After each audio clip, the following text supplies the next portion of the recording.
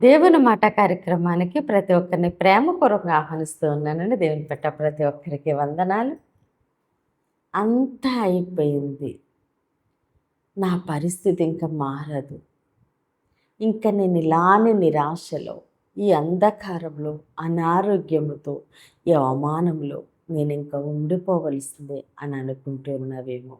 అయితే దేవుడు అంటున్నారు, నిరాశ చెందకు, కృంగిపోకు. నేను నీ కన్నీరు చూస్తున్నాను. నీ మొర్ర నా యొద్దకు చేరింది అంటున్నారు దేవుడు. నువ్వు పెట్టిన ఆ మొర్ర, నీ యొక్క కన్నీరు, నీ బాధ దేవుని యొక్క సింహాసనమని తాకింది. కాబట్టి దేవుడు అంటున్నారు, నేను నీ ప్రతి నిట్టూర్పును నేను చూస్తున్నాను. నేను నీ జీవితాన్ని మార్చబోతూ ఉన్నాను. నువ్వు కన్నీటితో విత్తన ఏ విత్తనము, ఏ ప్రార్థన, ఏ నిరీక్షణ వ్యర్థముగా పోలేదు. ఇదిగో నేను నీ జీవితాన్ని, నీ పరిస్థితిని నేను మారుస్తూ ఉన్నాను అని దేవుడు సెలవిస్తూ ఉన్నారు.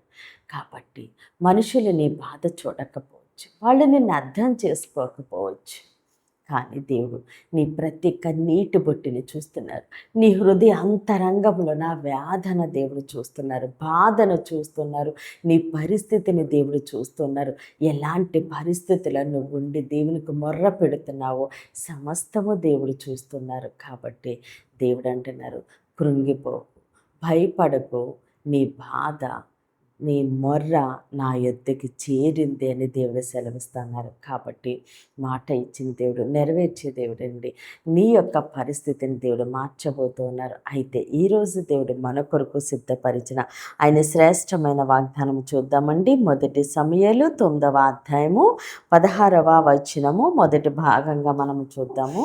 ఇట్లనగా నా జనుల మొర్ర నా యొద్దకు వచ్చెను, నేను వారిని దృష్టించి ఉన్నాను. ఆమేన్. దేవుడి రోజు మనతో మాట్లాడుచున్న ఆయన మంచి మాట, నా జనుల మొర్ర నా యొద్దకు వచ్చాను. ఆమేన్. దేవుడు ఏమన్నారండి? నా జనుల మొర్ర నా యొద్దకు వచ్చింది. అమ్మా, నీ మొర్ర నా యొద్దకు వచ్చింది. నా కుమారుడా, నీ మొర్ర నా యొద్దకు వచ్చింది. నువ్వు బాధతో, నిట్టూర్పుతో పెడుతున్న మొర్ర, మౌనంగా ఉండి నువ్వు కారుస్తున్న కన్నీరు సమస్తము నేను చూస్తున్నాను. నీ పరిస్థితిని నేను చూస్తున్నాను. నీ యొక్క బాధ, ఆ వేదన నా యొక్క సింహాసనమునే తాకింది అని దేవుడు సెలవిస్తూ ఉన్నారు. కాబట్టి మనము చేసిన ప్రార్థన, మనము కార్చిన కన్నీరు, మనము చేసిన ఉపవాసము వ్యర్థమైపోయాయేమో.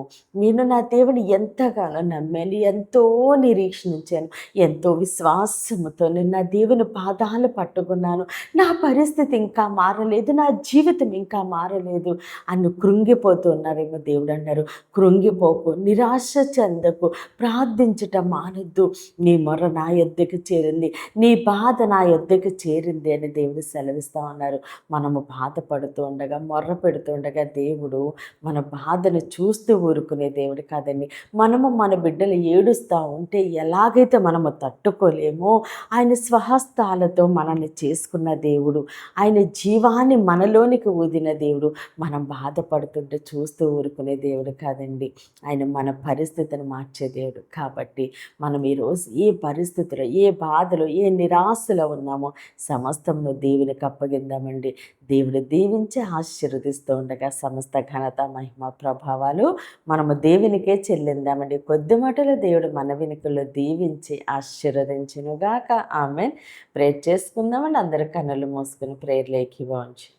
మహోన్నతుడ, మహాగణుడ, పరిశుద్ధుడానికి స్తోత్రాలు, వందనాలు. దేవతని ఇచ్చిన వాగ్దానం నా అమ్మ జీవితాల్లో నూరంతలుగా ఫలించునుగాక. దైవజనుల వారి కుటుంబాలు, సంఘాలు, పరిచర్యలు యేసు నామములని దీవించబడునుగాక. యెరూషలేముకు యేసు నామములని క్షేమము కలుగునుగాక. ఈరోజు పుట్టినరోజు, పెళ్లి రోజు జరుపుకుంటున్న ప్రతి ఒక్కరికి సంవత్సరం ఒక ఆశీర్వాదకరముగా ఉండునుగాక. దేవుని మాట పరిచర్యలో పాలుభాగస్తులే భారం కలిగి ప్రార్థన చేసిన ప్రతి ఒక్కరిని దేవుడు బహుగా దీవించి ఆశీర్వదించునుగాక. అనారోగ్యంతో ఉన్న బిడ్డలకి యేసునామములో సంపూర్ణ స్వస్థత విడుదల కలుగునుగాక. మూయబడిన ప్రతి గర్భము యేసు నామములోనే తెరవబడునుగాక. వివాహాలు కావలసిన బిడ్డలకి యేసునామములో ఘనమైన వివాహములు జరుగునుగాక. అయ్యా, ప్రతి బిడ్డ రాకపోకలం తోడుగా ఉండి క్షేమమైన ప్రయాణమును అనుగ్రహించమని, ప్రతి ఒక్కరిని నీ చేతులకు అప్పగిస్తూ చిన్న ప్రార్థనని పాదసన్ని చేర్చుకోమని యేసుక్రీస్తు అతి పరిశుద్ధ నామమునందు బ్రతిమాలి వేడుకున్న మా తండ్రి. Amen, amen, amen. దేవుడు మిమ్మల్ని మీ కుటుంబాన్ని దీవించి ఆశీర్వదించునుగాక. ఆమెన్.